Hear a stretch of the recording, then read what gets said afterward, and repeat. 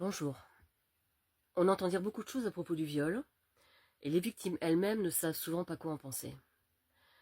Je fais donc cette vidéo pour ouvrir la voie à celles et ceux qui n'arrivent pas encore à le faire. Je la fais aussi pour répondre à ce qu'on entend encore souvent. Pourquoi ne s'est-elle pas défendue? Elle n'a pas dû dire vraiment qu'elle ne voulait pas. Je vais donc raconter mon viol ordinaire pour vous montrer ce qui se passe dans le cerveau à ce moment-là. Restez calme, quand je dis viol ordinaire, aucun viol n'est ordinaire bien sûr, mais je n'ai pas subi les violences qu'on entend parfois, et nous sommes des millions à avoir vécu ça. N'oubliez pas, mon objectif n'est certainement pas de me plaindre, je veux juste ouvrir la voie.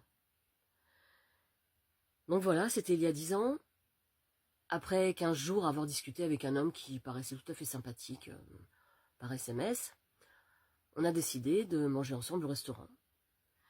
Il m'a proposé de venir me chercher, et franchement, sur le coup, j'ai pas vu de problème à ça.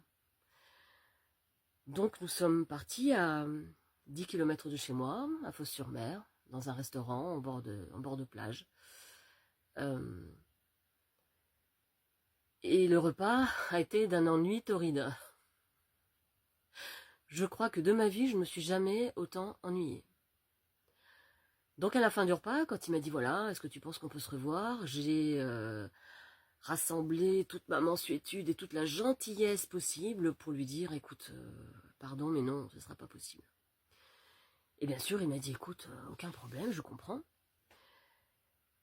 Et nous étions partis normalement pour rentrer à la maison. Et là, il me dit écoute, un ami m'a appelé, je dois l'apporter quelque chose, ça te dérange pas, et puis après je te ramène. Je ne voyais pas dire non, etc. Donc j'avais pas trop le choix. Et je m'inquiétais pas plus que ça. Et donc en fait,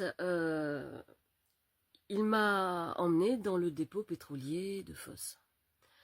Donc j'ai vérifié pour vous, le dépôt pétrolier fait 400 hectares. Nous étions un samedi après-midi, donc autant dire qu'il n'y avait absolument personne. Absolument personne. Et donc on a roulé pendant bien 10 minutes. J'aurais été incapable de retrouver mon chemin. Complètement incapable.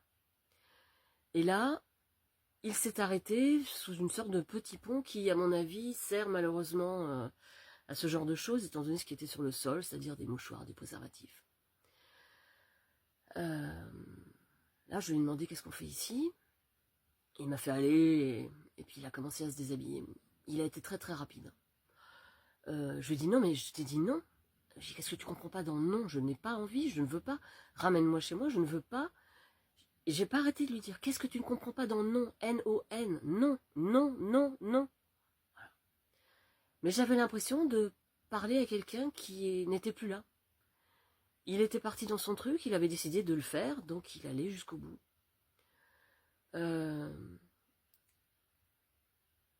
Il a d'abord essayé, enfin, il m'a pris la tête, il a essayé de me forcer à lui faire une fellation.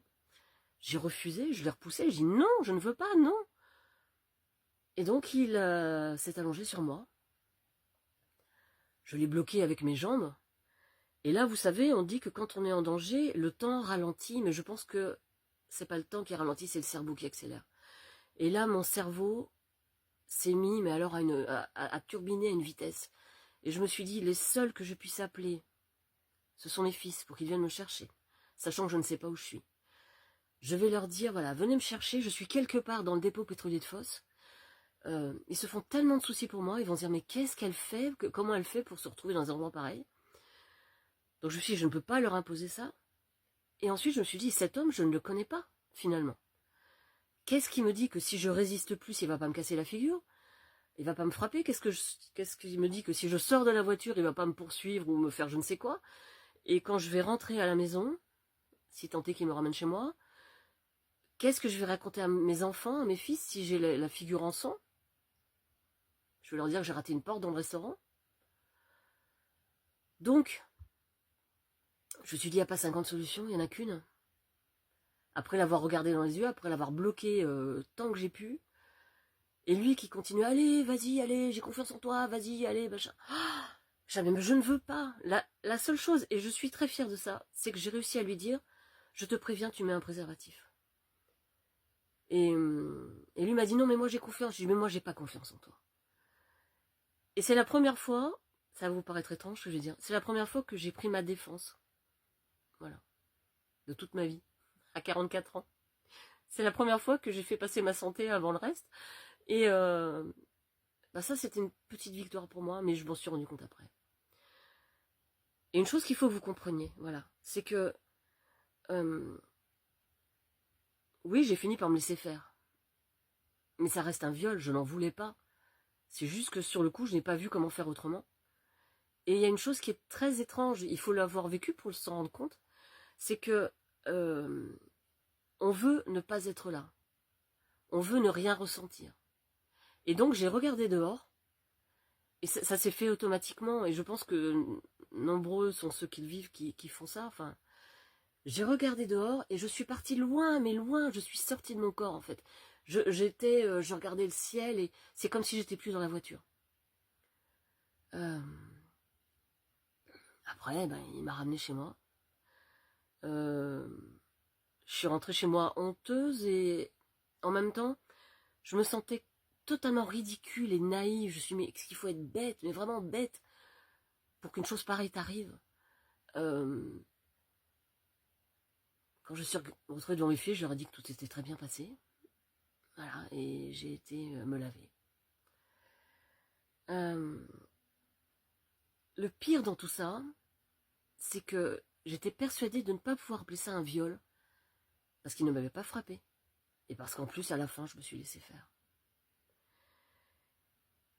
Je suis d'une génération où la définition du viol était très floue, et où la victime était souvent considérée comme plus ou moins responsable. J'ai donc effacé tout ce qui pouvait me rappeler cet homme. Numéro de téléphone, conversation, tout. Je suis incapable de me souvenir de son nom. Je pense que je me souviendrais de son visage si je le voyais quand même. Même ma psychologue m'a dit « Ah non, mais ça c'est pas un viol, ça arrive à tout le monde. » Je suis restée dans un flou total jusqu'à ce qu'une amie, rencontrée 1 an plus tard, me dise « Tu as dit non 100 fois, c'est un viol. » Et ça a été pour moi une libération totale. Donc non, ce genre de comportement n'est pas normal, et je n'avais plus à être terrifiée à chaque rencontre et à l'idée de rencontrer quelqu'un. Vous rendez-vous compte du poids de ce qu'on nous apprend à ce sujet et des doutes que ça laisse. Il est grand temps de dire les choses clairement aux filles comme aux garçons. Un non est un non et il doit être respecté. Après, sincèrement, concernant cet homme et concernant beaucoup d'hommes qui font ça, je pense qu'il avait clairement un pet au casque et je pense que, voilà, j'étais devant un malade mental en fait. Et j'aurais pu dire, je crois, tout ce que je voulais, ça aurait rien changé. Quant à ma psy, je crois qu'elle l'a vécu elle-même et que son déni la protège. J'ai changé de psy. J'ai regretté finalement de n'avoir pas porté plainte, au moins pour éviter qu'il n'inflige ça à d'autres. Mais mon cerveau a tout effacé de lui. Je n'ai jamais voulu mettre tous les hommes dans le même sac. Et surtout, j'ai toujours refusé qu'une personne me prive de ma liberté. Je me suis donc obligée à continuer les rencontres. Avec la peur au ventre, j'avoue. À chaque fois. De moins en moins maintenant, mais c'était il y a 10 ans. J'ai rencontré des abrutis. Et j'ai rencontré des hommes très bien. Je suis la seule à pouvoir choisir à qui je donne le pouvoir sur ma vie. Nous sommes les seuls à choisir qui dirige notre vie.